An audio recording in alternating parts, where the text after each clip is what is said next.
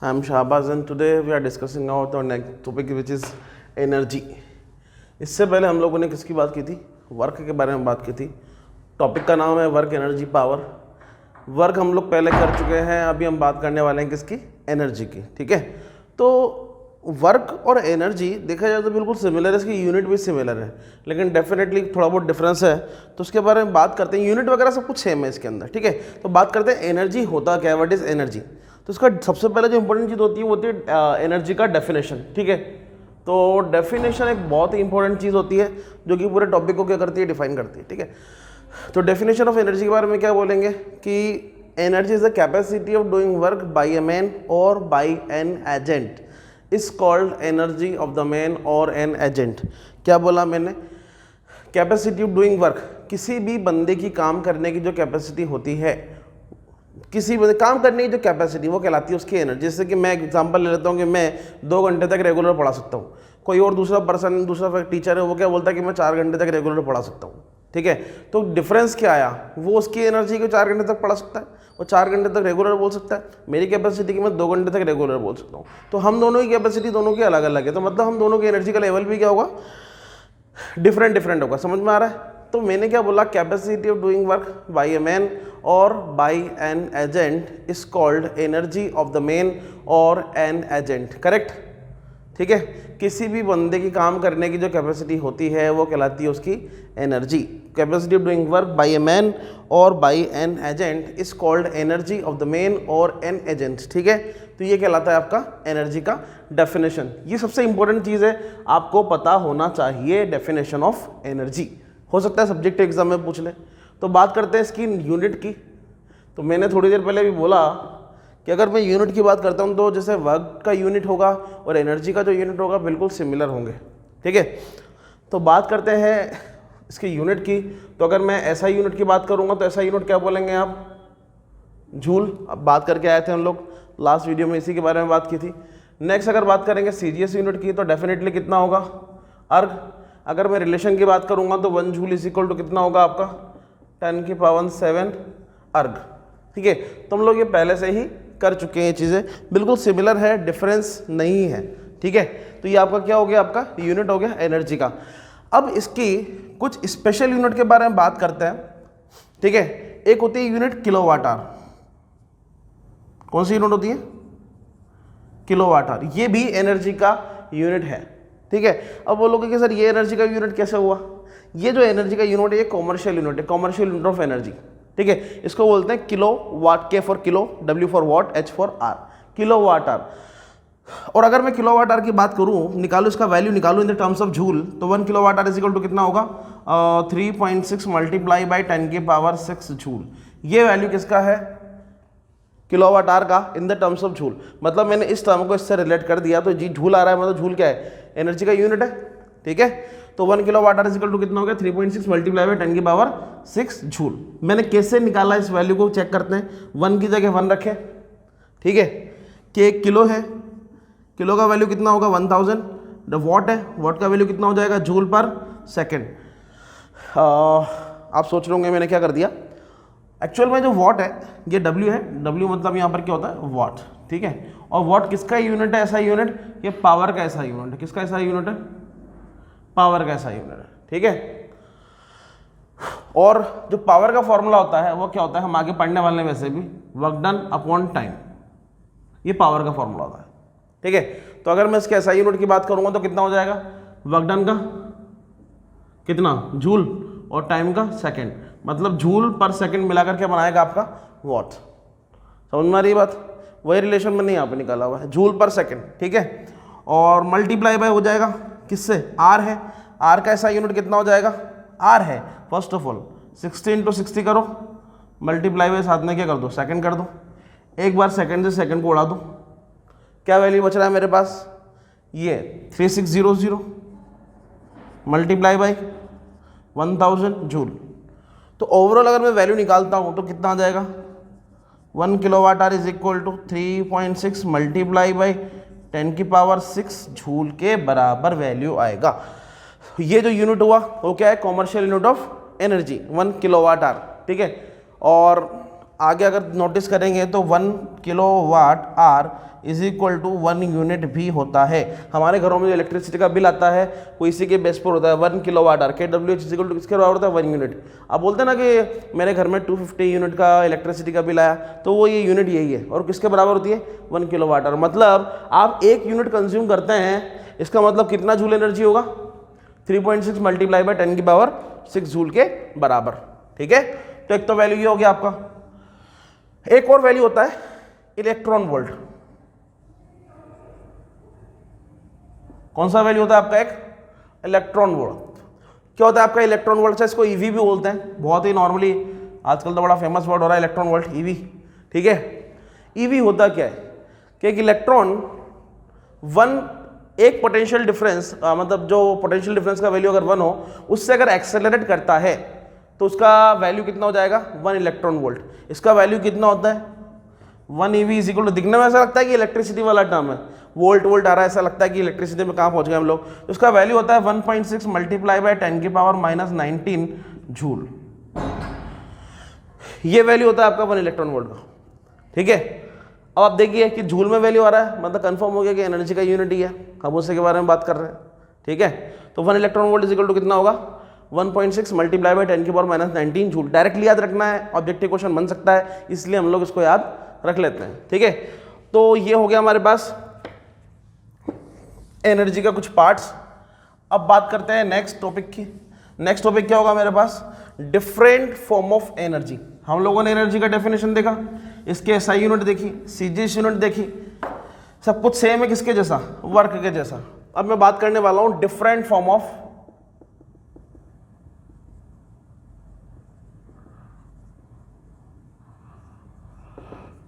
किसकी बात करने वाला हूं मैं, डिफरेंट फॉर्म ऑफ एनर्जी की। ठीक है, अब एनर्जी के डिफरेंट डिफरेंट फॉर्म होते क्या हैं यार, बहुत नॉर्मल सी बात है कि एनर्जी के डिफरेंट फॉर्म यहां पर पूछे जा रहे हैं। जैसे कि इलेक्ट्रिकल एनर्जी, वो भी एक एनर्जी है, लाइट एनर्जी, साउंड एनर्जी, ये सब क्या है, एनर्जी के डिफरेंट डिफरेंट यूनिट ही हैं। ठीक है, तो मैं इनके एक बार बस नाम वर्बली लिख देता हूं यहां पे, डेफिनेटली हम उससे रिलेट कर पाएंगे। पहला होता है आपका heat energy,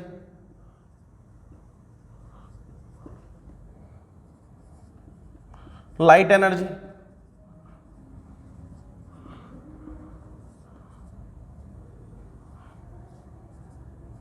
sound energy,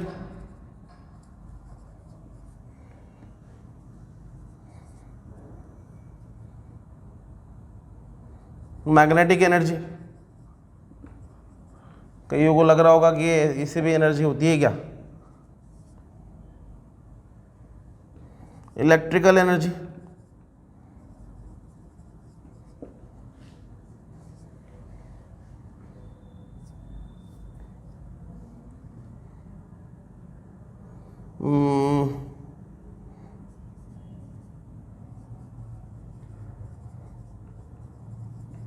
nuclear energy,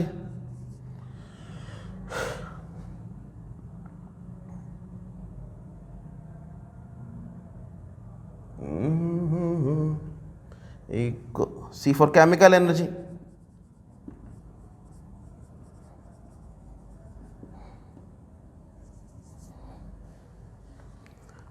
electrical energy, light energy, heat energy, sound energy, nuclear energy, chemical energy. इसके बाद आ जाएगा अपना मैकेनिकल एनर्जी, और भी हो सकती हैं, ऐसा नहीं है। सबसे लास्ट में मैं किसके बारे में बात करना चाहूँगा आप लोगों से, मैकेनिकल एनर्जी के बारे में। ठीक है, और भी डिफरेंट फॉर्म ऑफ टाइप्स हो सकती हैं, यहाँ पर कोई बड़ी बात नहीं है। सबसे लास्ट में बात करेंगे किसके बारे में, मेनली हमारा टारगेट बात करना है किसका, मैकेनिकल एनर्जी का। सबसे पहले बात करते हैं हीट एनर्जी की, कि हीट एनर्जी क्या होती है, व्हाट इज हीट एनर्जी। यार जिस भी बॉडी से हमें, जैसा यहाँ पर सोलर एनर्जी आ जाएगा, एक और ले लीजिए, सोलर एनर्जी हो जाएगा, और भी याद आती रहेंगी धीरे धीरे बात करते करते। ठीक है, हाँ, हीट एनर्जी के बारे में बात कर रहे थे।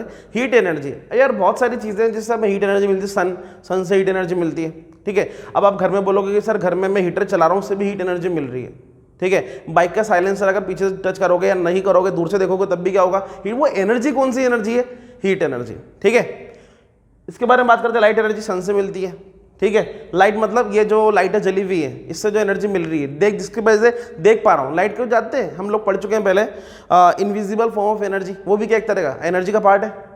बात करते हैं नेक्स्ट, साउंड एनर्जी। मैं बोल रहा हूँ, आप लोग सुन पा रहे हैं, कौन सी एनर्जी है, साउंड एनर्जी, वो भी इनविजिबल है।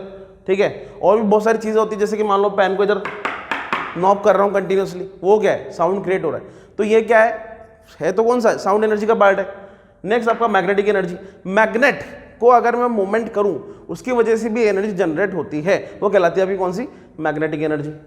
सबसे वेल नोन कॉमन एनर्जी है मेरे पास इलेक्ट्रिकल एनर्जी, बहुत ही वेल नोन है। इलेक्ट्रिकल एनर्जी किसी भी बॉडी किसी भी एनर्जी को दूसरी एनर्जी में इजीली कन्वर्ट कर देती है, जैसे कि साउंड एनर्जी। म्यूजिक प्लेयर है, स्विच ऑन किया, म्यूजिक बजने लगा, साउंड एनर्जी कन्वर्ट हो गई। ठीक है, ऐसे बहुत सारे एग्जाम्पल आप ले सकते हैं। तो ये हो गया। ये न्यूक्लियर एनर्जी बहुत ही वेल नोन है। न्यूक्लियर एनर्जी यूरेनियम 235 का जानते हो, नाम सुना होगा, हिरोशिमा नागासाकी, वहाँ पर बम गिराए गए थे, बहुत सारी एनर्जी जनरेट हुई। कौन सी थी, न्यूक्लियर एनर्जी, है ना।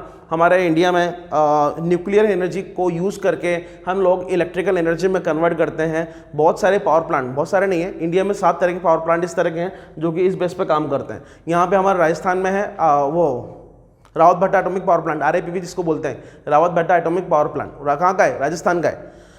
ठीक है, तो ये भी काफ़ी इंपॉर्टेंट है। इस तरह के ऑल ओवर इंडिया में 7 प्लांट हैं जो न्यूक्लियर एनर्जी को कन्वर्ट करके इलेक्ट्रिकल एनर्जी में बनाते हैं। ठीक है, कौन सा काम में लेते हैं, यूरेनियम 235 का कोई एलिमेंट काम में लेते हैं, उससे न्यूक्लियर एनर्जी जनरेट होती है, उसको कन्वर्ट करते हैं किसमें, इलेक्ट्रिकल एनर्जी में। ठीक है, केमिकल एनर्जी बड़े बढ़िया सा एग्जाम्पल है।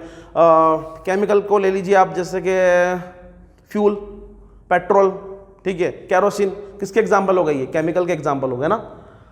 मैकेनिकल एनर्जी को अभी रोक कर चलते हैं, पहले इसके बारे में बात करते हैं। Solar energy, solar energy sun से जो मिलती है वो बहुत ही कॉमन है, सोलर एनर्जी कहलाती है। तो यहाँ पर हम लोगों ने बहुत सारे डिफरेंट फॉर्म ऑफ एनर्जी देखी है, और इसके बारे में हम लोग बहुत डिटेल में बात नहीं करने वाले, राइट। हम लोग किसके बारे में बात करेंगे, मेनली मैकेनिकल एनर्जी के बारे में। तो यहाँ पर मैकेनिकल एनर्जी को हम लोग बेसिकली 2 पार्ट में क्लासीफाई करते हैं।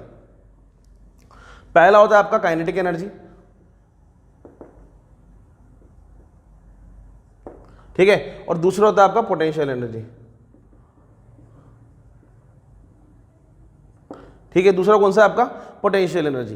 तो मैकेनिकल एनर्जी मतलब ये जो चैप्टर आगे बढ़ने वाला है वो बेसिकली इन दोनों एनर्जी के ऊपर ही बढ़ने वाला है आगे। तो मैकेनिकल एनर्जी तो 2 पार्ट में क्लासीफाई किया हुआ है, काइनेटिक एंड पोटेंशियल। अब मैकेनिकल होती क्या है, पहला क्वेश्चन तो ये आता है, energy possessed by the body by the virtue of its state of rest and motion।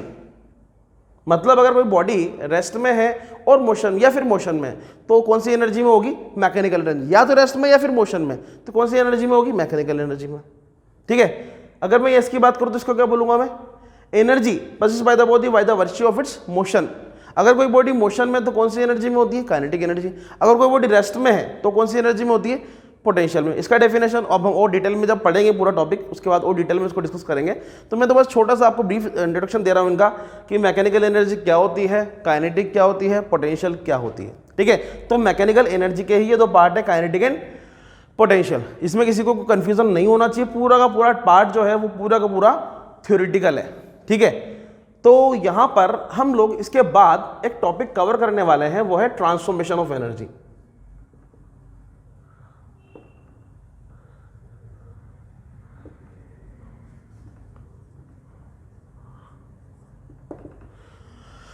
Topic का नाम क्या है, ट्रांसफॉर्मेशन ऑफ एनर्जी। एनर्जी का ट्रांसफॉर्मेशन कैसे होता है। अब यार बहुत ही कॉमन सा एक टॉपिक दे दिया है, मैं सिर्फ यहाँ पर थ्योरेटिकली बात करूँगा कि एनर्जी ट्रांसफॉर्म किससे किस तरह होती है, किस में होती है। जैसे कि मैं ड्रम को बीट कर रहा हूँ रेगुलर बेसिस पे, ठीक है, तो मेरी एनर्जी किस में कन्वर्ट हो रही है, साउंड एनर्जी में। आपको आवाज़ सुनाई दे रही है, मैं ड्रम बीट कर रहा हूँ और साउंड आपको सुनाई दे रहा है, मतलब क्या हो रहा है, एनर्जी रिलीज हो रही है, और किस फॉर्म में हो रही है, साउंड एनर्जी की फॉर्म में। राइट, क्लियर है। तो यहां पर इस तरह के मैं एग्जांपल देने वाला हूं, ट्रांसफॉर्मेशन ऑफ एनर्जी की, एनर्जी किस तरह ट्रांसफर करती है। तो मेरा पहला मैंने लिया बीटिंग अ ड्रम, उसमें हो क्या रहा है कि मैकेनिकल एनर्जी किस में कन्वर्ट हो जा रही है, आपकी साउंड एनर्जी में। ठीक है, रूम हीटर की बात कर लेते हैं, रूम हीटर किस में कन्वर्ट होता है, इलेक्ट्रिकल एनर्जी किस में कन्वर्ट होती है, साउंड एनर्जी में। स्पीकर म्यूजिक सिस्टम की बात करते हैं, electrical energy converted into sound energy. समझ रहे हो, हीटर में क्या हुआ था, इलेक्ट्रिकल एनर्जी किस में कन्वर्ट होती है, हीट एनर्जी में। समझ में आ रहा है। मैं इसकी बात कर लेता हूँ, केमिकल एनर्जी, केमिकल एनर्जी कौन सा लिया था मैंने एग्जांपल, पेट्रोल फ्यूल, गाड़ी में फ्यूल डलाओ और चलाओ, केमिकल डलाया, केमिकल एनर्जी था, गाड़ी घुमा के ला रहे हो, मतलब किस में कन्वर्ट हो गया, मैकेनिकल एनर्जी में। मतलब जो फ्यूल था वो केमिकल एनर्जी किस में कन्वर्ट हो गई आपकी, मैकेनिकल एनर्जी में। समझ रहे हो मेरी बात, ठीक है। और लाइट एनर्जी तो बहुत ही वेल नोन एग्जाम्पल है, सन की लाइट आती है, सोलर एनर्जी बहुत कॉमन एग्जाम्पल है। सन की लाइट किस में कन्वर्ट हो जाती है आपकी, हीट एनर्जी में। सन क्या करता है, हीट और लाइट दोनों का सोर्स है, तो हीट एनर्जी भी देता है और लाइट एनर्जी भी देता है, ठीक है। बाहर जाके खड़े हो जाओ धूप में, मजा आएंगे, क्यों मजे आएंगे, क्योंकि इधर हीट एनर्जी भी दे रहा है और लाइट एनर्जी भी दे रहा है। तो सन दोनों तरह की एनर्जी प्रोड्यूस करता है। लाइट एनर्जी को मैं किसी भी फॉर्म में कन्वर्ट कर सकता हूँ। आपने देखा होगा सोलर प्लेट्स, सोलर प्लेट से क्या हो रहा है, हीट एनर्जी गिर रही है उसके ऊपर, और हीट एनर्जी किस में कन्वर्ट हो जा रही है, इलेक्ट्रिकल एनर्जी में। और फिर आप इलेक्ट्रिकल एनर्जी को किसी और एनर्जी में कन्वर्ट कर लो। तो ये क्या है, डिफरेंट फॉर्म ऑफ एनर्जी में इस तरह ट्रांसफर कर सकता हूँ। बहुत सारे एग्जाम्पल ले सकते हो, एक दो नहीं 10 एग्जाम्पल ले सकते हो आप, ठीक है। जैसे कि मैं इलेक्ट्रिकल एनर्जी की बात करता हूँ, इलेक्ट्रिक बेल में, इलेक्ट्रिक बेल में क्या होता है, जैसे आप स्विच ऑन करोगे करंट फ्लो होगा, और जब करंट फ्लो होगा तो इलेक्ट्रिकल एनर्जी किस में कन्वर्ट हो जाएगी, मैग्नेटिक एनर्जी में। आपने सुना होगा कि इसमें टेम्परेरी मैग्नेट लगा होता है, ठीक है। तो वो टेम्परेरी मैग्नेट क्या करता है, थोड़ी देर के लिए मैग्नेट बनता है, जब जब करंट फ्लो होता है तो वहां पर इलेक्ट्रिक एनर्जी किस में कन्वर्ट हुई, मैग्नेटिक एनर्जी में, है ना। आपने वो सुना होगा इलेक्ट्रोप्लेटिंग, वहां पर इलेक्ट्रिक एनर्जी किस में कन्वर्ट हो गई, केमिकल एनर्जी में। करंट फ्लो हुआ केमिकल कंपाउंड से, 2 पार्ट में ब्रेक हुआ, सुना है वो, पढ़ा होगा chemical effect of electric current वाला टॉपिक। तो उसमें ये डिफरेंट फॉर्म ऑफ एनर्जी को हम लोग क्या कर रहे हैं, डिफरेंट उसमें कन्वर्ट कर सकते हैं, ट्रांसफॉर्म कर सकते हैं। तो एक छोटा सा टॉपिक था यहाँ पे, ये एनर्जी, ये डिफरेंट फॉर्म ऑफ एनर्जी है, और इसके बाद हमने क्या किया, ट्रांसफॉर्मेशन ऑफ एनर्जी, ठीक है। अब ऐसी कौन कौन सी डिवाइसेज हैं जो एनर्जी को कन्वर्ट कर सकती है, करती ही है। मैं म्यूजिक सिस्टम की बात करता हूँ। म्यूजिक सिस्टम अरे यार ऐसे तो बहुत कॉमन थ्योरी है, आप अपने लॉजिक से भी लिख सकते हो इसको। म्यूजिक सिस्टम क्या करता है, music system is a device which convert electrical energy into sound energy. ये लो साहब, अब ये चीज़ें बताने की तो नहीं होती, ठीक है। Electric heater is a device which convert electrical energy into heat energy. ये लो साहब। Power plant, nuclear power plant की बात कर लेते हैं, RAPP जिसका नाम मैंने लिया, Rawatbhata atomic power plant. It is a plant, it is a device which convert nuclear energy into electrical energy. ये लो साहब, क्या बड़ा काम कर दिया, कुछ भी नहीं है। मेरी bike is a device which convert chemical energy into mechanical energy. ये लो साहब, कोई नया काम नहीं है, बस लॉजिक से देखना है कि कन्वर्ट कैसे हो रहा है और किस तरह हो रहा है। बात समझ में आ रही है आपको? It is very very very easy, कर सकते हैं अपन, बस सोचना है कि किस में कन्वर्ट हो रहा है। ये फैन चल रहा है, यहाँ पे लाइट चल रही है, यहाँ पे अब लाइट कैसे चल रही है, अरे भैया इलेक्ट्रिकल एनर्जी कन्वर्ट हो रही है किस में, लाइट एनर्जी में। तो tube light is a device which convert electrical energy into light energy. हो गया। तो ये बड़ा आसान है, थ्योरी है, बस अपने लॉजिक से देखना है कि रियल में हो क्या रहा है, ठीक है। और नेक्स्ट टॉपिक इज, हम लोगों ने एनर्जी के बारे में बात कर ली, नेक्स्ट में बात करने वाला हूं किसके बारे में, काइनेटिक एनर्जी के बारे में।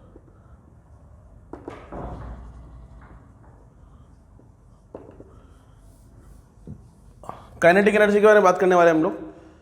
ये क्या था, मैंने क्लासिफिकेशन ऑफ एनर्जी कराया था, उसके डिफरेंट पार्ट कराए थे। मैकेनिकल एनर्जी आया था, मैकेनिकल एनर्जी को मैंने 2 पार्ट में क्लासीफाई किया हुआ है। पहला था आपका काइनेटिक, था पोटेंशियल। तो पहले हम लोग प्रॉपरली काइनेटिक एनर्जी की बात करने वाले हैं कि काइनेटिक एनर्जी क्या होता है, what is kinetic energy, right. तो काइनेटिक एनर्जी क्या था, डेफिनेशन मैंने क्या बोला था कि energy possessed by the body by the virtue of its motion.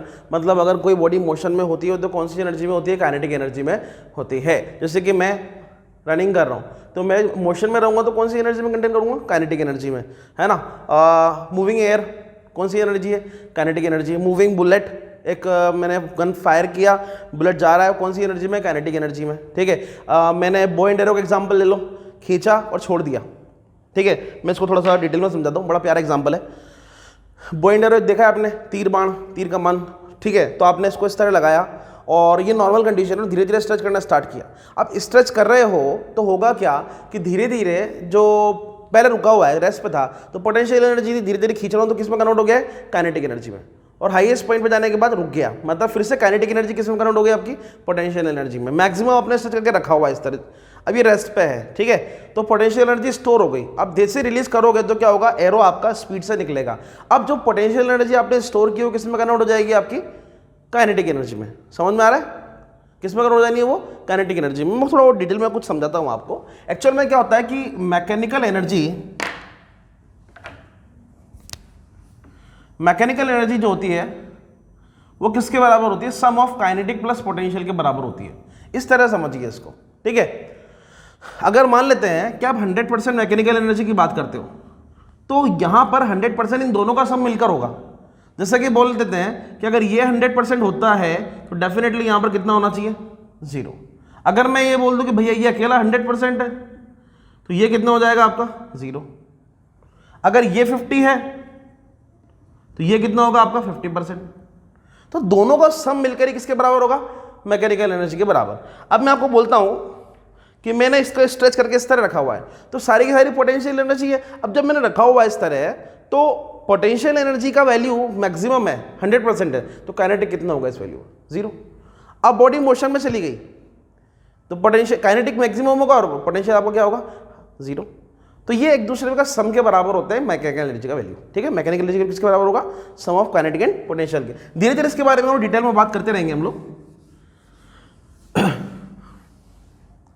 तो मैं बात करने वाला था काइनेटिक एनर्जी की। डेफिनेशन में बोला है कि energy passes by the body by the virtue of its motion. तो ये बॉडी किस में कहलाएगी, आपकी काइनेटिक एनर्जी कहलाएगी। और काइनेटिक एनर्जी बॉडी किस में होती है, आपकी मोशन में होती है, मूविंग कंडीशन में होती है। जो सबसे बड़ी एग्जांपल है मूविंग एयर, ठीक है। तो ये काइनेटिक एनर्जी का एग्जांपल हो गया। अब बात करते हैं एक्सप्रेशन की, मैथमेटिकल एक्सप्रेशन की, एक्सप्रेशन फॉर काइनेटिक एनर्जी। अब काइनेटिक एनर्जी का एक्सप्रेशन निकाले कैसे, मैं बता रहा हूं। आप ये देखिए कि मान लेते एक बॉल है और बॉल का इनिशियल वेलोसिटी कितना है, यहां पे 0। बॉल रुकी हुई है, ठीक है। अब बॉल रुकी हुई है तो इनिशियल वेलोसिटी 0 होगा। अब मैंने बोला कि बॉडी काइनेटिक एनर्जी कब आती है, जब बॉडी मोशन में होती है, ठीक है। अब मान लेते हैं मैंने इस बॉल पर एक फोर्स लगाया F न्यूटन का, ठीक है। F न्यूटन का मैंने क्या करा, बॉडी पर फोर्स लगाया फॉरवर्ड डायरेक्शन में, और ये बॉल मोशन में आगे चलने लगी कितनी वेलोसिटी से, v वेलोसिटी से। मतलब इनिशियल वेलोसिटी कितना है u, फाइनल कितना है आपका f। चल रही है किसी भी वेलोसिटी से। ये तो पता होगा आपको f = m है ना। और इसका एक और फॉर्मूला पता होगा m v - c / t। बहुत ही कॉमन सी बातें कर रहा हूं मैं तो यहाँ पे, ठीक है।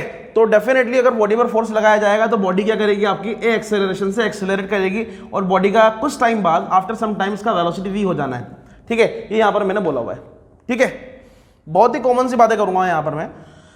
अगर मैं यहां पर इक्वेशन ऑफ मोशन अप्लाई करूं, मैं टाइम की बात नहीं कर रहा, मैंने बोला बॉडी ने यहां से यहां तक s डिस्टेंस ट्रेवल किया है। डिस्टेंस को या डिस्प्लेसमेंट को मैं किससे रिप्रेजेंट करता हूं, इससे, जानते हैं आप, ठीक है। तो अगर मैं बोलूं आपको कि यहां पर इक्वेशन ऑफ मोशन अप्लाई करूं तो v² = कितना हो जाएगा, u² + 2as। एग्री, सारा वैल्यू किसमें है, वेक्टर क्वांटिटी में, लगाने की जरूरत नहीं है। अब मैंने बोला कि बॉडी का जो इनिशियल वेलोसिटी कितना है आपका, 0 है, ठीक है। अगर मैं यहां से बोलूं कि वैल्यू, अगर मैं s का वैल्यू निकालूं तो s = कितना हो जाएगा भैया, v² / 2a के बराबर होगा या नहीं होगा। v किसका वैल्यू निकाला मैंने, s का। इतना डिस्टेंस या डिस्प्लेसमेंट ट्रेवल करेगा बॉडी, v² / 2a वैल्यू आ जाएगा। अब अगर मैं वर्क डन का वैल्यू लगाता हूँ w, एक बार बताओ वर्क डन लगा सकता हूँ नहीं लगा सकता, सोच के देखो। वर्क डन का वैल्यू मैं लगा सकता हूँ, वर्क डन लगा सकता हूँ नहीं लगा सकता, पहले सोचिए। वर्क डन अप्लाई कर सकता हूँ क्या, वर्क डन कर सकता हूँ क्या। बॉडी पर फोर्स लगाया and body must be displaced due to the application of force. Force must be applied on the body and body must be displaced due to the application of force. मैंने body पर force लगाया और body ने move करना start किया, ठीक है।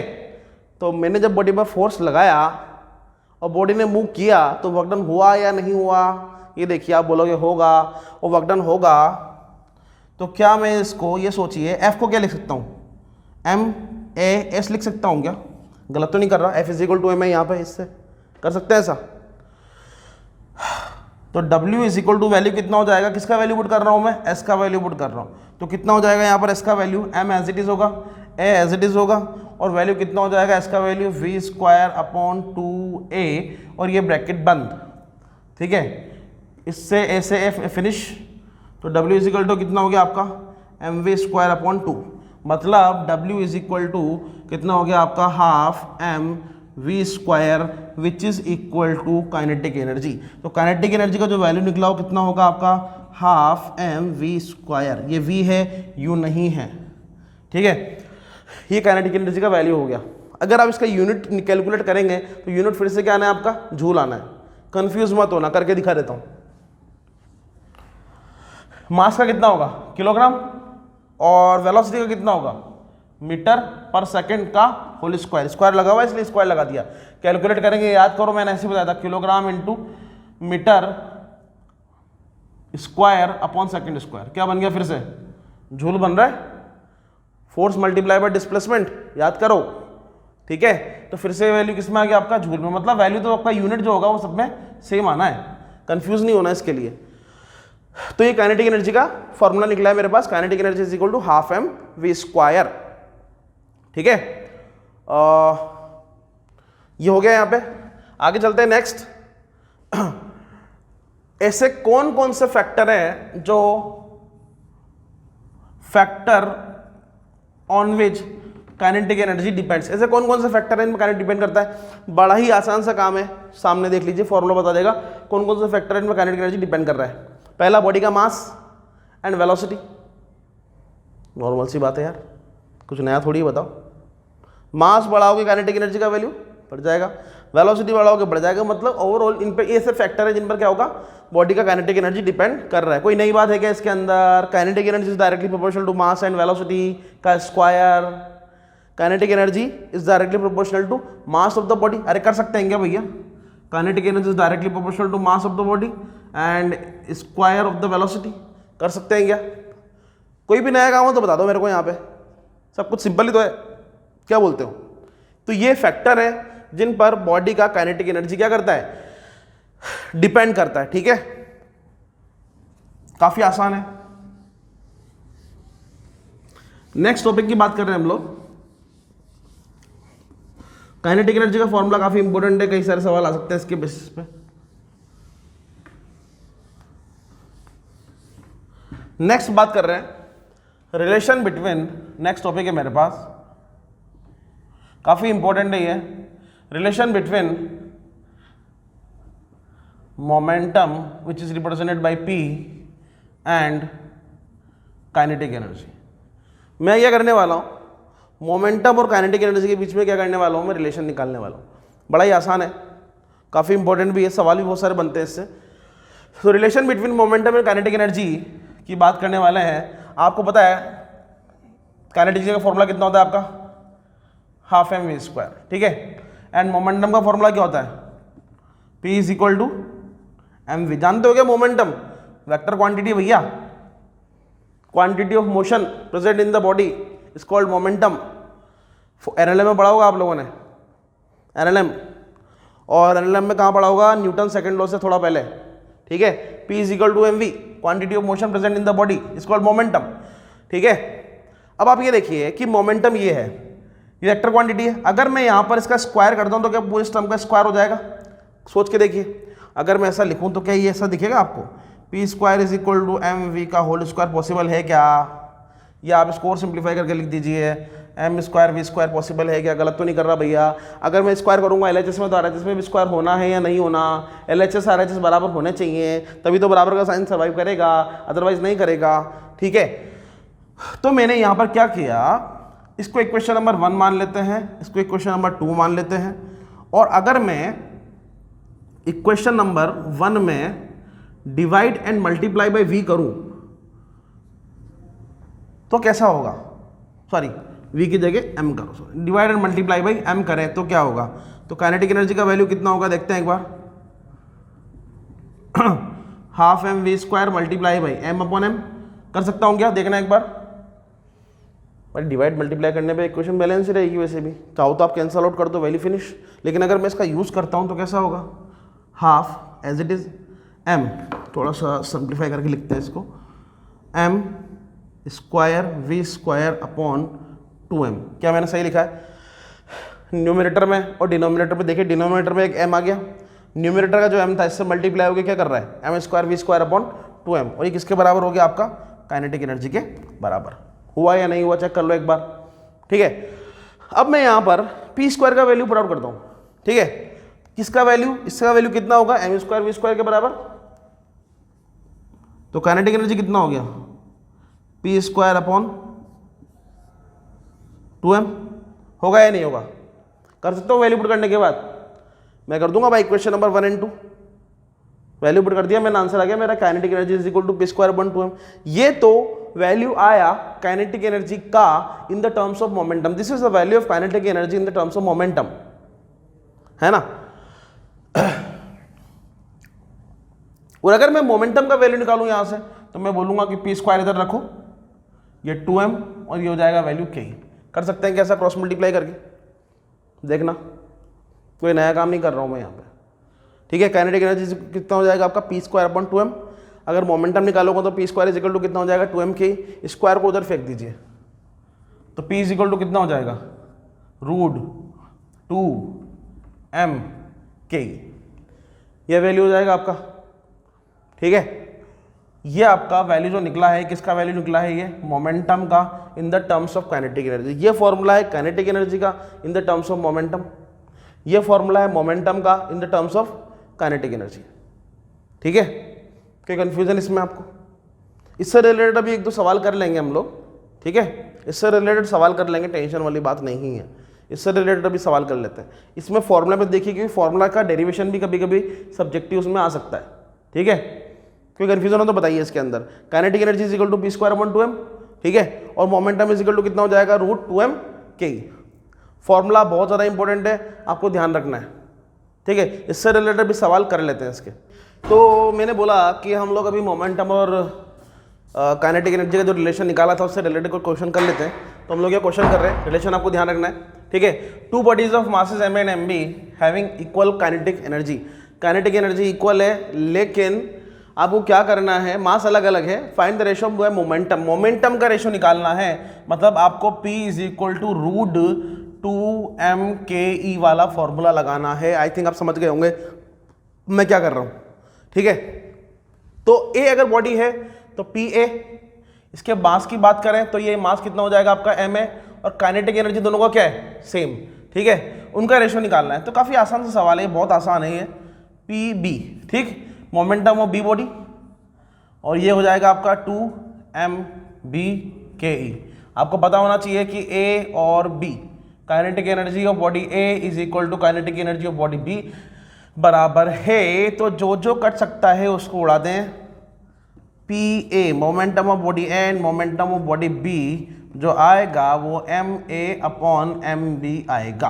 काफी आसान सा सवाल है, मतलब कुछ ज़्यादा दिमाग नहीं लगाना इसके अंदर, ठीक है। यहां आते हैं, नेक्स्ट क्वेश्चन है मेरे पास ये वाला।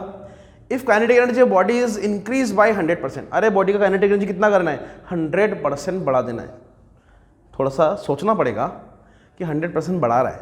बात करते हैं, find change in momentum. Momentum में चेंज निकालना है। p is equal to momentum का फॉर्मूला क्या होता है? अगेन 2m k, ठीक है। अब चेंज वाला जो परसेंटेज चेंज की आप बात कर रहे हो तो आपने कब तक किया नहीं इस तरह का फॉर्मूला।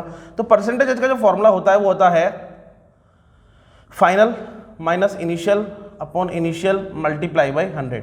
p फाइनल मतलब momentum, final momentum minus initial momentum upon initial momentum multiply by 100 इसका वैल्यू होता है। तो इसका अगर मैं वैल्यू निकालूंगा तो कितना होएगा रूट 2 काइनेटिक एनर्जी। अच्छा देखो, kinetic energy of body is increase by 100%। अब ये बोल रहे हैं काइनेटिक एनर्जी का वैल्यू मैंने बढ़ा दिया। अब सोचो सब कुछ सेम रहेगा, मास के बारे में कोई बात की नहीं है, बस काइनेटिक एनर्जी बढ़ाया है। तो पहले फॉर्मूला क्या लिखूंगा? फॉर्मूले पे क्या लिखूंगा? ये m k के ई इसने बोला 100% बढ़ा दिया। देखो मेरे पास जेब में 100 रुपये है, ठीक है, और 100 रुपये जितने भी हैं उसका 100 टाइम बढ़ गए, 100% बढ़ गए। मतलब कितना हो गया? 100 के 200 हो गए, 100% इंक्रीज हो गया वैल्यू, है ना? समझ रहे हो? तो ऐसा मत समझना कि 100 टाइम मल्टीप्लाई करना, ऐसा नहीं है। जितना है उसका डबल हो गया। तो मैंने डायरेक्टली कितना का जो भी था इसका वैल्यू काइनेटिक एनर्जी का, पहले कितना होगा 1, तो उसका 100 टाइम बढ़ गया, मतलब कितना हो गया अभी 2। ये थोड़ा सा कंफ्यूजन होता है ऐसे सवालों में। माइनस इनिशियली क्या रहा होगा 2m k upon again 2m k, बोलते हो सही है क्या? है ना? मल्टीप्लाई बाय कितना 100। अब भाई साहब कैलकुलेट करने की बारी आई है अपनी। यहां पर फिजिक्स फिनिश हो गई है, मैथ स्टार्ट हो रहा है, ठीक है। फिजिक्स खत्म, मैथ स्टार्ट। कुछ कॉमन निकल रहा है तो निकाल लीजिए। 2m k रूट 2 -1 अपॉन, सॉरी अपॉन 1 और ये वैल्यू हो जाएगा 2mk। मतलब ये समझ लीजिए कि यहाँ पर यही बचा हुआ है, तो इसको सिंप्लीफाई करें, साथ में मल्टीप्लाई में कितना दिया हुआ है वैल्यू का 100। ये वैल्यू कितना है √2 1.414, याद है √2 का वैल्यू -1। तो मैं क्या लिखूंगा यहाँ पे आगे जाके 1.414 -1 मल्टीप्लाई बाय कितना हो जाएगा 100। अगर मैं माइनस करता हूँ यहाँ से तो वैल्यू कितना हो जाएगा 0.414 मल्टीप्लाई बाई 100, तो 41.4% is the answer. 41.4% is the answer. तो आपका ये वैल्यू होना है। इस तरह आपके 2-4 सवाल और हैं, वो हम कर सकते हैं आगे नेक्स्ट वीडियोज़ में। तो ये काफ़ी इंपॉर्टेंट पार्ट था और काफ़ी कैलकुलेटिव है। तो हमारा नेक्स्ट टॉपिक है वर्क एनर्जी थ्योरम। इस टॉपिक को एक और नाम से बुलाते हैं, टॉपिक का नाम है relation between work done and kinetic energy. इस तरह का एक रिलेशन के नाम से बुला सकते हैं इसको। मेन जो टॉपिक का नाम है वो है वर्क एनर्जी थ्योरम, मतलब वर्क एनर्जी थ्योरम। अब इसका डेफिनेशन सबसे इंपॉर्टेंट है कि डेफिनेशन क्या होता है। इसका डेफिनेशन होता है work done by the force acting on the body is equal to change in kinetic energy of the body. क्या बोला इसने, work done by the force acting on the body is equal to change in kinetic energy of the body. ये इसका statement है। अब अगर मैं बात करूँ इसकी वैल्यू की, तो अगर वर्क डन की बात करें W is equal to F S मेरा फॉर्मूला होता है वर्क डन का। और अगर मैं रिलेशन की बात करूँ तो एक रिलेशन होता है equation motion third V square is equal to U square plus 2AS। ये रिलेशन आप सबको पता होगा। अगर मैं यहाँ से S का वैल्यू या A का वैल्यू फाइंड आउट करूँ तो कितना हो जाएगा V square minus U square upon 2S। ठीक है, इसका वैल्यू उठाकर आप यहाँ पुट कर सकते हैं। अच्छा, इसको मैं F को MS भी लिख सकता हूँ ना, जैसे मैंने पहले भी लिखा था अभी थोड़ी देर पहले। ठीक है, तो W इज इक्वल टू कितना हो जाएगा आपका M एज इट इज है, एक ही जगह कितना आ जाएगा V square minus U square upon 2S और मल्टीप्लाई बाई S। S को S से उड़ा दो तो W इज इक्वल टू कितना हो जाएगा half M V square minus half M U square.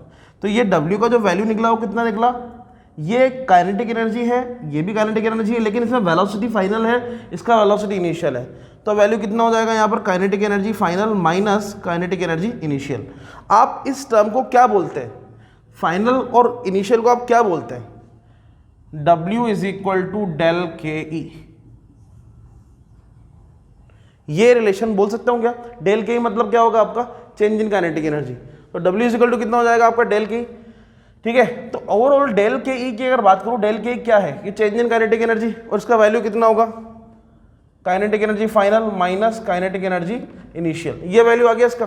ठीक है, तो मतलब वर्क डन का जो स्टेटमेंट है यहाँ पर वर्क एनर्जी थ्योरम का, वो क्या बोलूंगा कि work done by the force acting on the body is equal to change in kinetic energy of the body. Work done by the force acting on the body is equal to किसके बराबर हो जाएगा आपका change in kinetic energy of the body के बराबर। तो confuse नहीं होना कि यार वर्क डन काइनेटिक एनर्जी से कैसे निकाल लिया। कई बार क्वेश्चन ऐसे देखने को मिलेगा आपको कि जहां पर काइनेटिक एनर्जी का वैल्यू गिवन होगा और आपको वर्क डन पूछ रहा होगा। ठीक है, तो ऐसा कंफ्यूज नहीं होना इस सिचुएशन में कि जहां पर वर्क डन निकालना हो, काइनेटिक एनर्जी के डेटा दिए हुए हो, कंफ्यूज मत होना, डायरेक्टली कंसेप्ट लगाओ work done by the force acting on the body is equal to change in kinetic energy of the body. ठीक है, तो ये वर्क एनर्जी थ्योरम है, या फिर इसको क्या आराम से बोल सकता हूँ, this is the relation between work done and kinetic energy. ठीक है, तो हमारा जो नेक्स्ट टॉपिक है वो है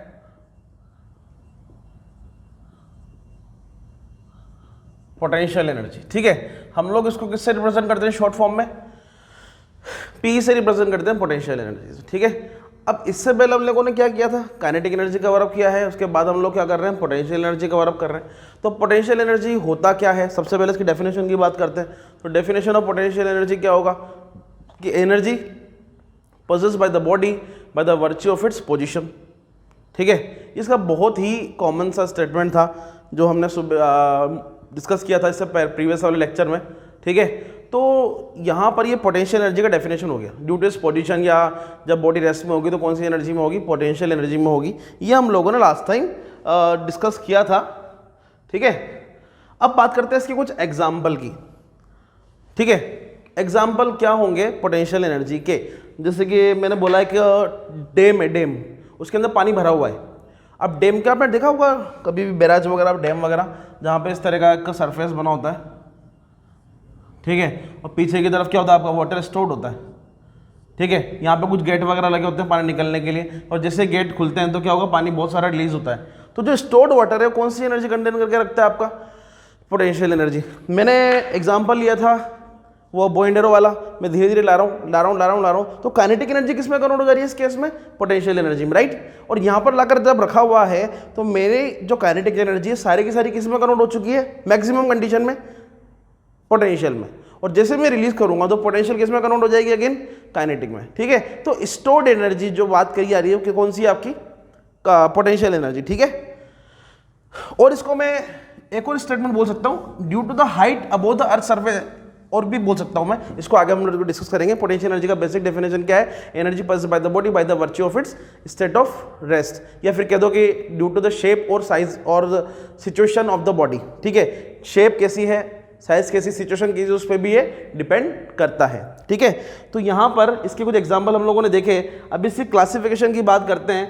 पोटेंशियल एनर्जी को मैं दो पार्ट में क्लासीफाई करता हूँ, पहला होता है जीपीई और एक होता है आपका ईपीई।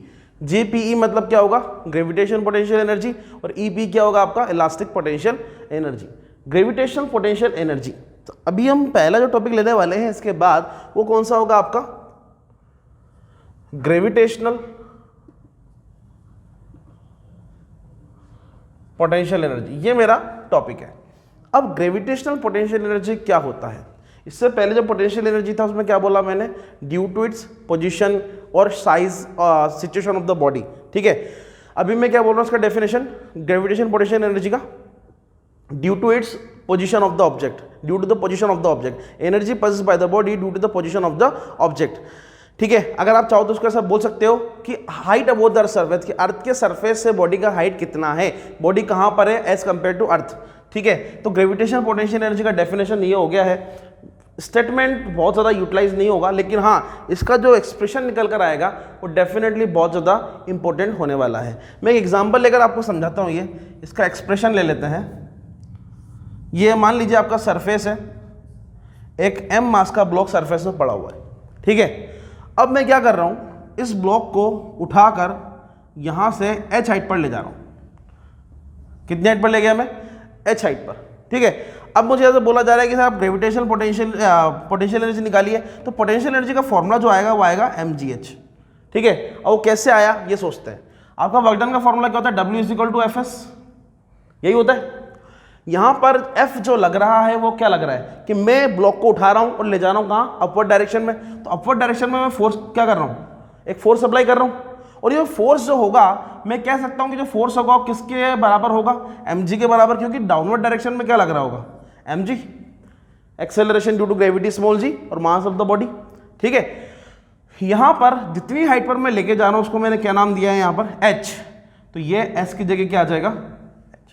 तो ये किसके बराबर हो गया वैल्यू मेरे पास, पोटेंशियल एनर्जी के बराबर, ठीक है, समझ रहे। अगर मैं इसको बोलूं कि आप यहां पर वर्क डन की बात कर रहे हैं, वर्क डन जो मैंने काम में लिया है, आप ये देखिए वर्क डन के लिए कंडीशन क्या है कि फोर्स अप्लाई होना चाहिए और बॉडी डिस्प्लेस होना चाहिए। जब मैं बॉडी को ऊपर लेकर जाऊंगा तो क्या मैं बॉडी पर फोर्स अप्लाई करूंगा, जैसे कि ब्लॉक पड़ा हुआ है यहाँ पे, इसको उठा के ऊपर लेके जा रहा हूँ, तो क्या मैंने फोर्स अप्लाई किया, हाँ जी किया। तो आप ये देखिए कि जिस डायरेक्शन में मैंने फोर्स अप्लाई किया, क्या बॉडी का डिस्प्लेसमेंट उसी डायरेक्शन में है, आंसर इज यस। जिस डायरेक्शन में फोर्स अप्लाई कर रहा हूं डिस्प्लेसमेंट भी उसी डायरेक्शन में है। तो वर्क डन जो होगा इस सिचुएशन में कितना होगा, positive, W = Fs cos theta, याद है आपको। इस कंडीशन में एंगल कितना होगा कि फोर्स भी ऊपर लग रहा है और डिस्प्लेसमेंट भी ऊपर है, कितना वैल्यू आएगा, mgh। एग्री, समझ में आ रहा है नहीं आ रहा।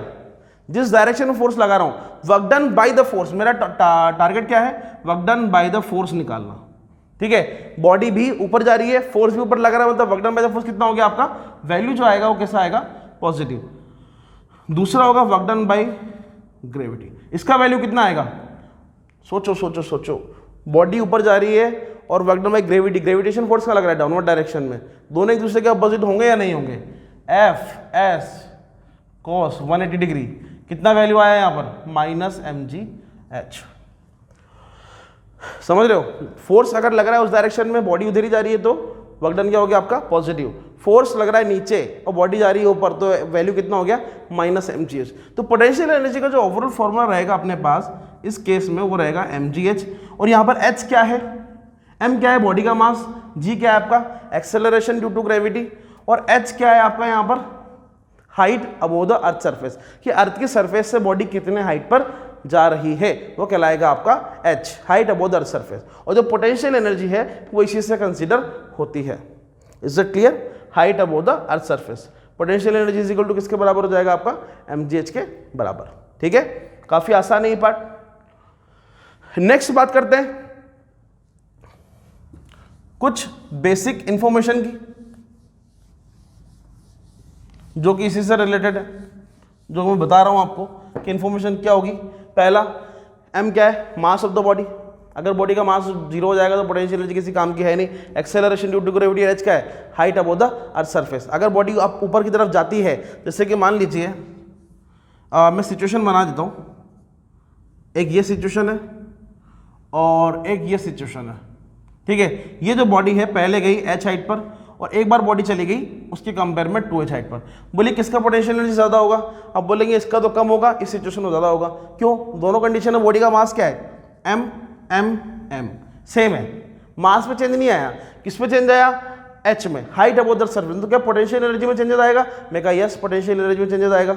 जिसका h ज्यादा होगा, हाइट अबोव द सरफेस ज्यादा होगा, उसका पोटेंशियल एनर्जी भी ज्यादा होगा। Is it clear? तो ये छोटी सी यहां पर इंफॉर्मेशन है। ग्रेविटेशन पोटेंशियल एनर्जी कंप्लीट हो गया है यहां पे। अभी हम लोग बात करने वाले हैं किस पोटेंशियल एनर्जी की?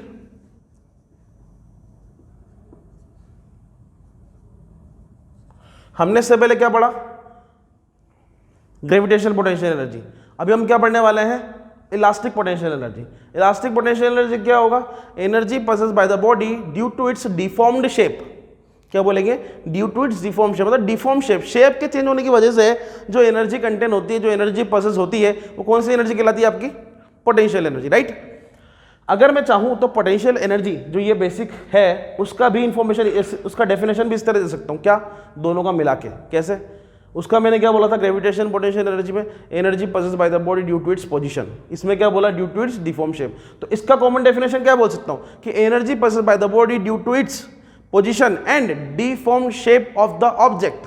ये भी इसका डेफिनेशन हो सकता है। तो इस तरह आप कर सकते हैं इसको। इलास्टिक पोटेंशियल एनर्जी का डेफिनेशन मैंने क्या बताया? Energy possessed by the body due to its deformed shape, कि अगर कोई बॉडी की जो शेप है डिफॉर्म हो जाती है, बदल जाती है, तो भी उसके अंदर पोटेंशियल एनर्जी कंटेन करती है, तो भी वो बॉडी क्या करती है? पोटेंशियल एनर्जी कंटेन करती है। Is that clear?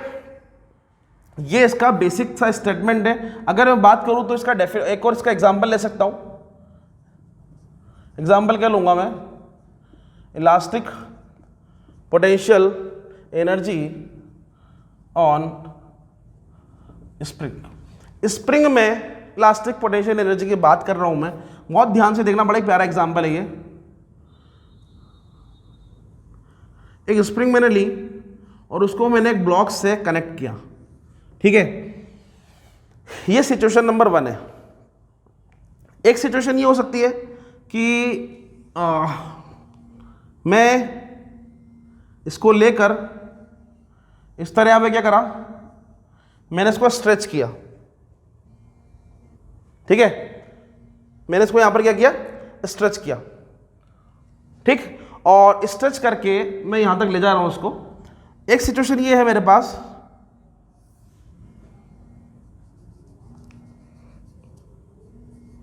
मैंने इसको कंप्रेस किया। ठीक है, 3 सिचुएशन ले ली। ये कौन सी सिचुएशन है आपकी? Normal situation. ये मैंने क्या किया हुआ है? यहां पर स्ट्रेच किया हुआ है और इसको मैंने क्या किया हुआ है? यहां पर कंप्रेस किया हुआ है। ठीक है, अगर आप नॉर्मल सिचुएशन से देखेंगे तो ब्लॉक इसमें x उधर चला गया है, इसमें x इधर गया। क्या बोलते हो? अब आप ये सोचिए कि जब मैं इसको यहां पर खींचकर यहां ले जाऊंगा और यहां से रिलीज कर दूंगा एक बार, अगर मैं रिलीज कर दूं तो क्या होगा इस सिचुएशन में? सोचकर देखिए। अगर मैं रिलीज कर दूंगा तो पहले क्या होगा? ब्लॉक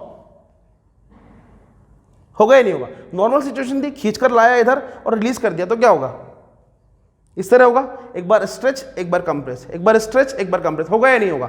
आप सोचिए कि अगर मैं ब्लॉक को जब खींच के इधर ले जा रहा हूं तो क्या मैं F फोर्स लगा रहा हूंगा?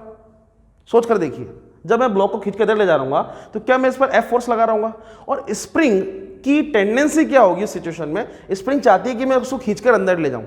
मतलब स्प्रिंग जो फोर्स लगा रही है वो कहाँ लगा रही है, अंदर की डायरेक्शन में, और मैं जो फोर्स लगा रहा हूँ कहाँ लगा रहा हूँ, बाहर की तरफ। यहाँ पर इस सिचुएशन में क्या कर रहा हूँ, अगर मैं इसको अंदर जा रही है स्प्रिंग, अगर मैं मान लो कंप्रेस करके अंदर ले, तो मतलब मैं फोर्स किस डायरेक्शन में लगाऊंगा, इस डायरेक्शन में, और स्प्रिंग की टेंडेंसी क्या होगी, बाहर आने की। Are getting my point? तो इस सिचुएशन में जो फोर्स का वैल्यू आएगा वो वैल्यू आएगा F is equal to minus KX। ये कौन सा फोर्स आया मेरे पास, स्प्रिंग फोर्स। कौन सा फोर्स है ये मेरे पास, स्प्रिंग फोर्स। ठीक है, मैं और समझाता हूं आपको, यहां पे थोड़ा सा मैं इसको एनर्जी से रिलेटेड करके समझाता हूं। ये नॉर्मल सिचुएशन है, जब मैं खींचकर यहां पर लाया तो आप सोचिए इसको मैक्सिमम, इसकी जो एक्सट्रीम पोजीशन थी वो वहां तक ले जा रहा हूं मैं आपको। कहाँ ले जा रहा हूं, एक्सट्रीम पोजीशन। मतलब अगर मैं इससे और आगे थोड़ा लेके जाऊंगा तो ये ब्लॉक क्या होगा आपका, टूट जाएगा। ठीक है, तो इसकी एक्सट्रीम पोजीशन है, मतलब इस केस में मैं कह सकता हूं इसका पोटेंशियल एनर्जी क्या होगा, इस केस में मैक्सिमम होगा। और जब पोटेंशियल एनर्जी मैक्सिमम होगा तो काइनेटिक एनर्जी का वैल्यू कितना होगा इस केस में, 0। मैं यहां पर आता हूं एक बार, मैं इसको इसकी एक्सट्रीम पोजीशन तक ला चुका हूं, मतलब ये कंप्रेस करने की कंडीशन की एक्सट्रीम कंडीशन है। कंप्रेशन में क्या है, एक्सट्रीम है, मतलब इससे और अंदर लेके जाऊंगा तो क्या होगा, ये ब्लॉक टूट जाएगा, स्प्रिंग टूट जाएगा। मतलब फिर से अगर इस सिचुएशन की बात करूं तो इस सिचुएशन में पोटेंशियल एनर्जी क्या होगा, मैक्सिमम, और काइनेटिक एनर्जी कितना होगा, 0। समझ रहे हो? अब मैंने क्या किया, जब मैं यहां पर ले गया था तो छोड़ दिया, रिलीज किया, तो ये जो ब्लॉक होगा वो इस तरह क्या कर रहा होगा, रेगुलर बेसिस पे मूवमेंट कर रहा होगा। इसका एक्सट्रीम पोजीशन है, यहां पर इसका एक्सट्रीम पोजीशन है, और एक ब्लॉक क्या कर रहा होगा इस सिचुएशन में, बार बार मूवमेंट कर रहा होगा कंटिन्यूअसली। ठीक है, तो आप सोचिए कि जब ब्लॉक बीच में कहीं आएगा एक बार, तो क्या ये पोजीशन उसका मीन पोजीशन कहलाएगा। मीन मतलब जहां पे पहले था नॉर्मल कंडीशन में, होगा या नहीं होगा, और फिर ट्रेवल करते हुए यहां आएगा, यहां से यहां आएगा, फिर वापस यहां आएगा, फिर यहां चला जाएगा। जैसे कि पेंडुलम इस तरह होता है, इस तरह घूम रहा होता है कंटिन्यूअसली। ये जो पोजीशन है उसका मीन पोजीशन है, वैसे ही ये ब्लॉक का क्या है, मीन पोजीशन। इस सिचुएशन की बात करी जाए तो इस सिचुएशन में काइनेटिक एनर्जी कितना होगा इसका, मैक्सिमम, और पोटेंशियल एनर्जी कितना होगा इसका, 0। पोटेंशियल एनर्जी 0 क्यों है, क्योंकि एक्स का वैल्यू यहां पर कितना होगा, 0। एक्स का वैल्यू कितना होगा यहां पर, 0, इसलिए पोटेंशियल एनर्जी कितना हो गया आपका, 0। और बात करें काइनेटिक एनर्जी की, तो काइनेटिक एनर्जी कितना होगा, मैक्सिमम। क्यों, क्योंकि यहां पर जब था तभी इसका वेलोसिटी मैक्सिमम था, इसीलिए ब्लॉक यहां तक जा पा रहा है। फिर यहां पर क्या होगा आपका, काइनेटिक 0 हो जाएगा, मतलब वेलोसिटी 0 हो जाएगा, तब ब्लॉक वापस उधर जाएगा। जैसे कि आपका वो पेंडुलम की बात करते हैं, यहां पर पड़ा हुआ था, ठीक है, मैं यहां पर ले गया खींच के, फिर ऑक्सीलेट करके नीचे आया, ऑक्सीलेट करके उधर जाएगा। शिट,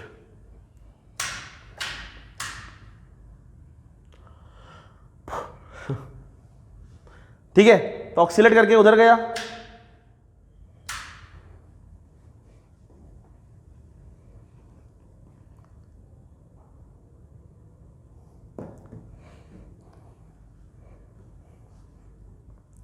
ठीक है, तो ऑक्सीलेट करके पेंडुलम क्या कर रहा है आपका, उधर जाएगा, फिर वापस यहां आएगा, फिर यहां आएगा। तो जब यहां पर होगा पेंडुलम तो इसका एक्सट्रीम पोजीशन होगा। ऐसा नहीं पेंडुलम घूम के वापस ऐसा आ जाएगा, नहीं नहीं नहीं, ऐसा नहीं होगा। यहां तक आया, काइनेटिक एनर्जी कितना हो जाएगा, 0, क्योंकि इससे ऊपर नहीं जा पा रहा है। फिर पोटेंशियल, फिर धीरे धीरे नीचे आएगा, फिर क्या होगा, यहां पर इस सिचुएशन में क्या है, पोटेंशियल एनर्जी मैक्सिमम है, यहां आया काइनेटिक मैक्सिमम, पोटेंशियल 0, हाइट अब उधर सरफेस कितना हो गया इसका, 0। इसलिए ये वाला सिचुएशन हम बता रहे हैं, और ये कितना इसका वैल्यू कितना होगा, F is equal to minus k x के बराबर। बीच में मिड पॉइंट पर क्या होगा, काइनेटिक एनर्जी मैक्सिमम होगा, और पोटेंशियल एनर्जी किसके बराबर होगा आपका, 0 के बराबर। तो ये था आपका पोटेंशियल एनर्जी के 2 पार्ट, काइनेटिक के हम पहले पढ़ चुके हैं, पोटेंशियल के 2 पार्ट हैं यहाँ पर, इलास्टिक एंड ग्रेविटेशनल, और दोनों ही कंप्लीट हो चुके हैं मेरे हिसाब से। तो हमारा जो नेक्स्ट टॉपिक है वो है potential energy on an elastic stretch spring by graphical method. मुझे पोटेंशियल एनर्जी निकालनी है, फोर्स मैंने निकाल लिया, F is equal to minus k x हमने निकाला है अभी। और अगर मैं बात करूँ पोटेंशियल एनर्जी की तो मुझे ये निकालना है। अब आप देखिए कि ये जो ग्राफ मैं बना रहा हूँ यहाँ पे ग्राफिकल मेथड से बना रहा है, तो ग्राफ किसके पीछे बनाना है मुझे, Fs मतलब स्प्रिंग फोर्स, और x क्या है आपका डिस्टेंस, है ना, और ये क्या है आपका xm मैक्सिमम डिस्टेंस। ठीक है, तो अगर मैं इसका ग्राफ बनाता हूँ और उसका एरिया अगर निकालता हूँ, अगर आपको एरिया के बारे में पता है तो मैं थोड़ा सा हिंट दे देता हूँ पहले कि ये x एक्सिस है, ये y एक्सिस है।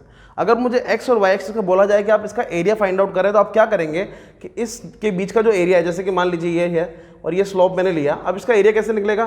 सर इसका एरिया निकलेगा ट्राइंगल से, half into base into height, इस तरह में इसका एरिया निकालता हूँ। तो आप देखेंगे यहाँ पर अगर यहाँ ट्राइंगल होता, सपोज दैट यहाँ पर ये होता, इस तरह की लाइन होती, तो ये किसका निकलता? एरिया ऑफ रेक्टेंगल निकलता, एरिया ऑफ स्क्वायर निकलता। तो मुझे यहाँ पर क्या दिख रहा है? ये दिख रहा है मुझे ये वाला शेडेड पार्ट। इसका एरिया अगर मुझे निकालना है तो क्या करूँगा मैं? मान लेते हैं ये आपका ओरिजिन है, ये बी मान लेते हैं, ये ए मान लेते हैं, तो कैसे निकालोगे इसका एरिया? वही half into base into height, half into base कितना है आपका? ओ बी, और हाइट कितना है? ए बी, ठीक है। इसका वैल्यू कितना होगा? हाफ इंटू इसका वैल्यू कितना है? कर सकते हैं हम लोग। ये वैल्यू ये किसके बराबर है आपका? एक्स के, और ये किसके बराबर है आपका? एफ के। तो ये हो रहा है आपका एफ एस, ये सबस्क्रिप्ट होगा, और ये होगा आपका एक्स, ठीक है। एम ले लेते हैं मैक्सिमम जितना भी आ रहा है। एफ कितना निकाला था अपन लोगों ने? F S is equal to spring force कितना था? माइनस के एक्स के बराबर, इसको भी कॉमन ले लीजिए आप, तो छोड़िए, कितना ले लें? के एक्स के बराबर। अब मैं एफ का वैल्यू अगर यहाँ पुट करता हूँ तो ये कितना निकलेगा? Half into minus k x, और ये भी एक्स, ठीक है। ये नॉर्मल कंडीशन की ले रहा हूँ मैं। अगर मुझे एक्सट्रीम करना होगा तो यहाँ क्या कर दूंगा मैं? एम कर दूंगा हर जगह, मतलब किसके बराबर हो जाएगा? ये एक्सट्रीम का, ठीक है। तो क्या निकला? वर्क डन निकाल रहे हैं अभी, ठीक है। तो कितना हो गया? हाफ माइनस का हाफ के एक्स एम का होल स्क्वायर, ये हो गया वर्क डन, ठीक है।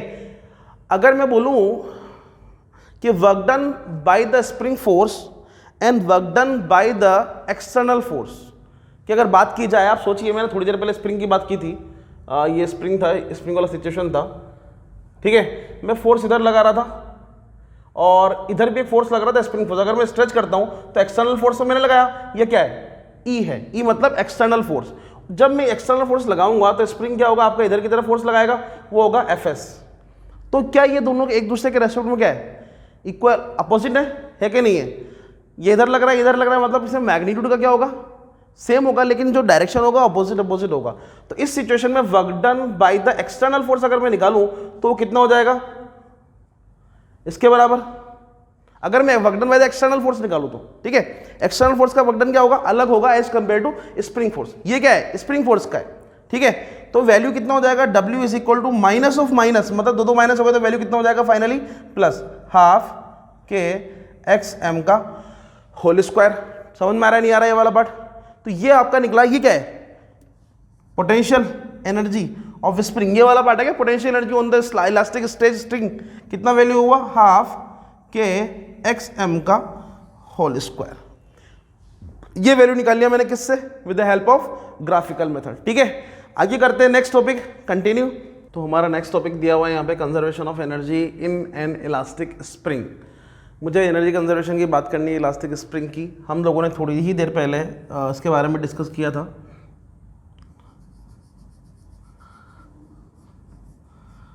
ठीक है। ये ब्लॉक एम मास का है, ये इसकी नॉर्मल सिचुएशन है।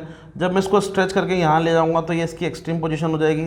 जब कंप्रेस करके ब्लॉक यहाँ आएगा तो ये कौन सी पोजीशन कहलाएगी? आपकी कंप्रेस वाली पोजीशन, ठीक है। आपको पता था कि इस केस में जो पोटेंशियल एनर्जी है बॉडी का वो 0 है, काइनेटिक एनर्जी मैक्सिमम है। यहाँ इस केस में क्या था? पोटेंशियल एनर्जी स्ट्रेच वाली कंडीशन में मैक्सिमम है, काइनेटिक एनर्जी कितना होगा? यहाँ पर 0 होगा। Same situation, potential energy maximum होगा और काइनेटिक एनर्जी कितना होगा आपका? 0। ये हम पहले भी डिस्कस कर चुके हैं, ठीक है, काफ़ी कॉमन है। इससे रिलेटेड हम लोग क्या करने वाले हैं, इसकी conservation of energy in an elastic spring हम लोग निकालने वाले हैं। पहला जो मैं केस लेने वाला हूं वो क्या होगा? एक्सट्रीम पोजीशन का। एक्सट्रीम पोजीशन की बात करने वाला हूं। एक्सट्रीम पोजीशन में एक्स क्या लिया मैंने यहां पर? एक्स मैक्सिमम लिया था, एम याद है आपको? एक्सट्रीम पोजीशन की बात कर रहा हूं और आपको पता होना चाहिए एक्सट्रीम पोजीशन के लिए वेलोसिटी हम लोगों ने कितना, यार काइनेटिक एनर्जी 0 है भैया, हाफ एम वी स्क्वायर, तो वेलोसिटी कितना होगा? 0, ठीक है। अब बात करते हैं पोटेंशियल एनर्जी की। पोटेंशियल एनर्जी को मैंने यू से रिप्रेजेंट किया था, तो यू कितना हो गया आपका? हाफ के एक्स एम का होल स्क्वायर। होगा या नहीं होगा? सोच के लिए एच का वैल्यू मैंने क्या ले लिया है यहाँ पे, मैक्सिमम काइनेटिक एनर्जी 0 है तो वेलोसिटी 0 कर दिया, मतलब मैं यहाँ पर डायरेक्टली लिख दूंगा ना भैया, काइनेटिक एनर्जी कितना हो गया आपका 0। ठीक है, दूसरी, ठीक है, सेकेंड कंडीशन में क्या ले सकता हूं, एट एनी पोजिशन x। देखो मैं ये क्या बोला, ये इसकी एक्सट्रीम पोजीशन है x, इससे अगर और खींचता हूं तो स्प्रिंग क्या होगा, टूट जाएगा, डैमेज हो जाएगा, जो भी है। लेकिन अगर मैं इसके बीच में कोई सी नॉर्मल सी सिचुएशन की बात करता हूं, यहां पे पॉसिबल है क्या, ये इसका मीन पोजीशन है, यहां से थोड़ा सा इधर जो कि कितना होगा x, ये तो एक्सट्रीम है, मैं वहां नहीं जा रहा, मैं यहां की बात कर रहा हूं। ठीक है, ये इसका क्या होगा, अच्छा ये जो कंडीशन है, क्या ये जो एनर्जी है वो मैक्सिमम होगी सिचुएशन में, आपको पता है मैकेनिकल एनर्जी इक्वल टू कितना था, काइनेटिक प्लस पोटेंशियल के सम के बराबर, पता है ये बात। ठीक है, तो यहां पर मैंने आपको क्या बोला, काइनेटिक 0 है। ठीक है, इस कंडीशन में काइनेटिक कितना था 0, और पोटेंशियल कितना हो गया था आपका, कितना हुआ था हाफ के एक्स स्क्वायर, मतलब जो मैकेनिकल एनर्जी था किसके बराबर हो गया आपका, हाफ के एक्स स्क्वायर के बराबर। मतलब आप अगर यहां पर बोले हैं कि mechanical energy is equal to kinetic plus potential, तो इसका मैक्सिमम एनर्जी जो टोटल एनर्जी होगा किसके बराबर होगा, हाफ के एक्स एम के स्क्वायर के बराबर। और काइनेटिक एनर्जी कितना होगा कि sir half m v square के बराबर। पोटेंशियल एनर्जी कितना होगा कि सर जितना उतने गेन करना होगा उतना कितना होगा, हाफ, सॉरी कितना हो गया यहाँ पे, हाफ के और एक्स स्क्वायर। ध्यान रखें यहाँ पर मैंने एम नहीं लगाया है, ये रैंडम पोजीशन है, एक्स कुछ भी हो सकता है। ठीक है, अगर मैं इस वैल्यू को इधर लेकर, मुझे क्या निकालना है यहाँ पर, वी निकालना है। ठीक है, इसको उठा के इधर लाओ और कैलकुलेट करो। अगर मैं इसको उठा के इधर लेकर आता हूं तो v अपनी जगह पर रखना है, वैल्यू हो जाएगा हाफ, हाफ सबसे कैंसिल आउट कर दो भाई, हाफ सब में कॉमन है तो हाफ तो उड़ा दो सब में से, तो कितना हो जाएगा मेरे पास, m v square is equal to k x, k भी कॉमन ले लो यहां से, k x m square minus x square, ये हो जाएगा। कैलकुलेट करने पे मुझे v निकालना है यहाँ पे। ठीक है, क्योंकि वेलोसिटी कितना होगा, रैंडम पोजीशन पर वेलोसिटी कितना होगा ये मैंने फाइंड आउट करना है, आ जाएगा। तो v square is v square, v directly निकाल दें यहाँ से, तो v इज इक्वल टू कितना हो गया आपका, k upon m root over x m square minus x square, और ये आपका वैल्यू आ गया किसका, वेलोसिटी का, एट एनी पोजीशन। किसी भी पोजीशन में क्या निकाल लिया यहाँ पर, v निकाल लिया। ठीक है, अब आप सोच कर देखिए, ये तो वेलोसिटी आ गया मेरा रैंडम पोजीशन पे। अब मैं क्या कर रहा हूं, at mean position, case number 3,